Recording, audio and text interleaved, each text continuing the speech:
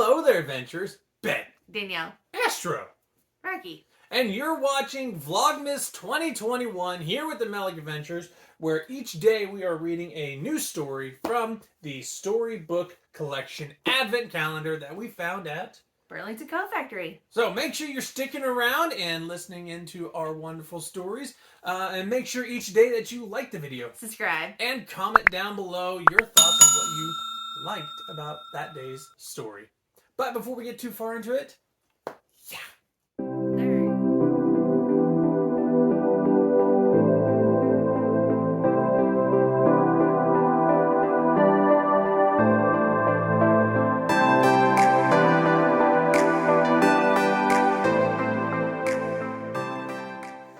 on the 7th day of Vlogmas, Rocky read to me.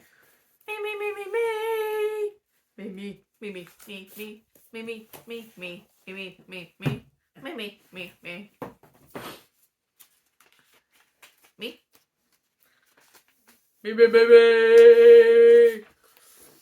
A perfect party. We have a little Cinderella.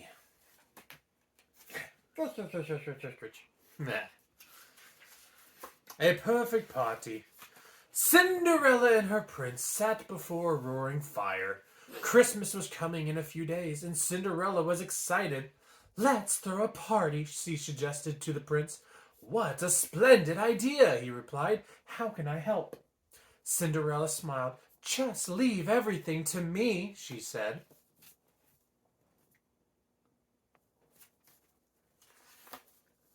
The next day, the princess began to decorate. May we help, Cinderella? Jack and Gus asked. Of course, she replied. Let's start with the grand staircase.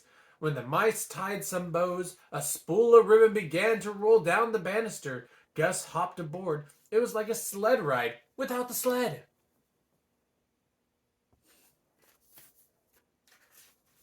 When Cinderella and her friends finished the staircase, they moved on to the rest of the castle.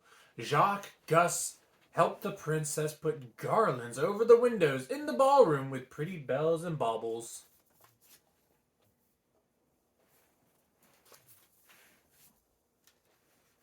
Get comfy, Rex. It's a long story.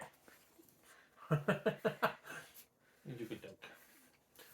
They tied sprigs of holly over the doorways. They even hung stockings by the fireplaces and lit candles which gave the rooms a cozy glow.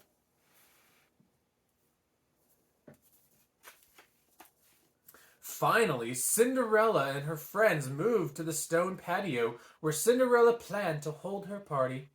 Won't our guests be chilly out here? The prince asked. I'm sure it will be fine, Cinderella replied. Besides, what could be more magical than celebrating under the stars? I like the stars. They're pretty, Gus said as he nibbled on a popcorn garland. Gus! Jacques scolded. You're supposed to be hanging decorations, not eating them. I would imagine that's how a mouse sounds. There you go.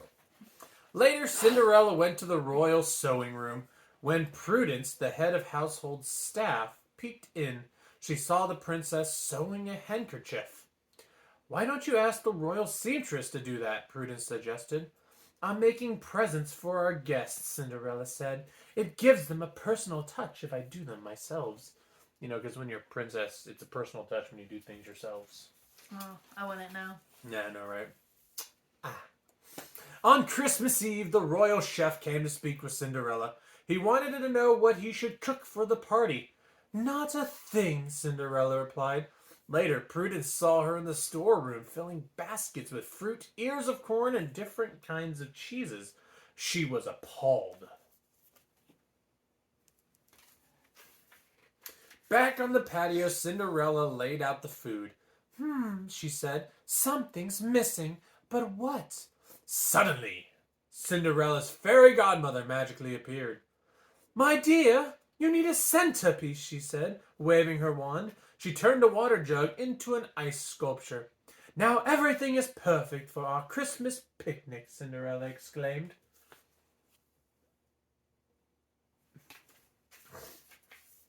When Cinderella left to change her gown, the fairy godmother slipped into the banquet room. "Oh no," she said, looking at the decorations Cinderella and the mice had hung. "This will never do for a royal ball." The fairy godmother waved her wand. Instantly an elaborate feast appeared. She waved her hand twice more, and the court musicians appeared ready to play. "Now that's more like it," the fairy godmother said. Daddy, I can't read. You look at the pictures, okay? Okay. When Cinderella and the prince walked past the banquet room, the princess couldn't believe her eyes.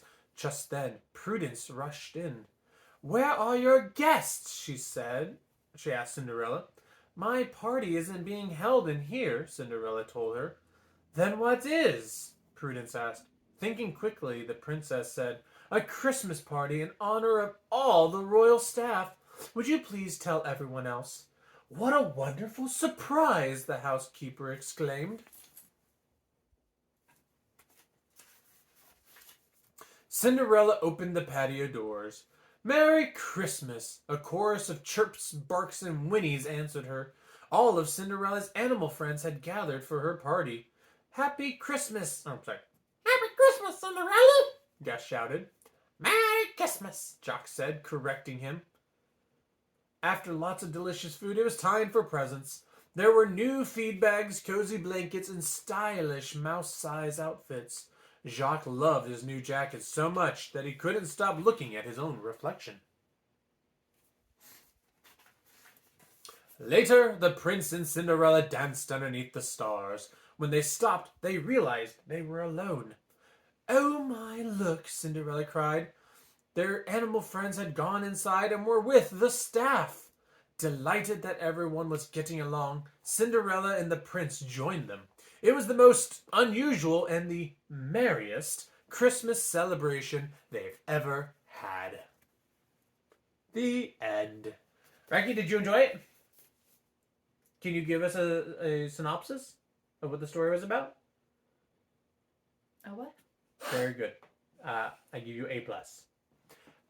Once again, friends, thank you for joining us for Vlogmas day number 7, as we read A Perfect Party with Cinderella.